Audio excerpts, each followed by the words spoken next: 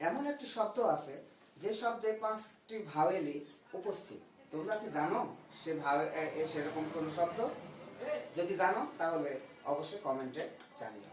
তারপরেও আমি বলছি, 5টি ভাওয়েল আছে এমন শব্দ একটি হচ্ছে এডুকেশন। এটার সাথে অধিকাংশ মানুষই পরিচিত। এখানে এর অর্থ হচ্ছে শিক্ষা। শিক্ষা।